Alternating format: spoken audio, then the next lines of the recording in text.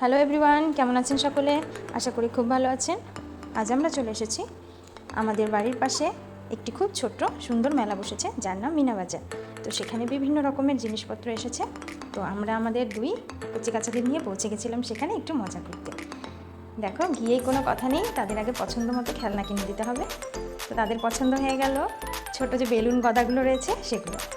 এবার কে কোন কালার নেবে তারা সেটাই ডিসাইড করে উঠতে পারছে না।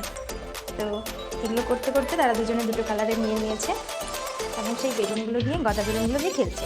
এখানে দেখো পছন্দ হচ্ছে না আমাদের ছোটো বাবুর, সে যে রঙের গদা বেলুনটা নিয়েছে সেটা পছন্দ হচ্ছে না। এবার মাকে টেনে নিয়ে যাচ্ছিল সেই দিকে যে কালার চেঞ্জ করে দেবে, কিন্তু তারপরে আবার সেটা নিয়ে এসে সন্তুষ্ট।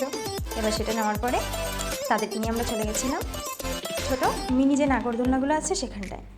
মিনি নাগরদোলনা এসেছিলো, সেখানে উঠে কতটা যে মজা পেয়েছে। প্রথমে আমরা ভাবছিলাম হয়তো তারা দুজন খুব ভয় পাবে। পাশে বড় নাগরদোলনাও প্রথমেই দেখানো হয়েছে আপনাদেরকে, খুব বড় বিশাল বড়দের জন্য নাগরদোলনা এসেছিলো এবং বাচ্চাদের জন্য বিভিন্ন রকমের খেলনা এসেছিলো। তার মধ্যে এদেরকে সবগুলোর মধ্যে আমরা ওঠাইনি।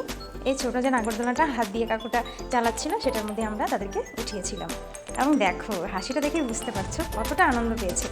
মেলা মানেই জানো তো আমাদের বড়দের জন্য কম, বাচ্চাদের আনন্দের জায়গাটা বেশি।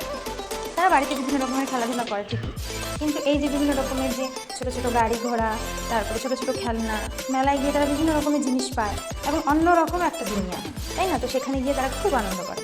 তো নাগরদোলনা দোলানোর পর এবার তারা দুই ভাইয়ের মধ্যে একটু ওই বেলুন নিয়েই মারামারি লেগে গেছিলো। তারপরে সেখান থেকে বেরিয়ে আমরা একটু আইসক্রিম খেয়ে নিলাম, প্রচণ্ড গরম লেগে গেছিলো আমাদের। আইসক্রিম খেয়ে বাড়ির দিকে রওনা দিয়েছি। বাই বাই, সকলে ভালো থাকবে।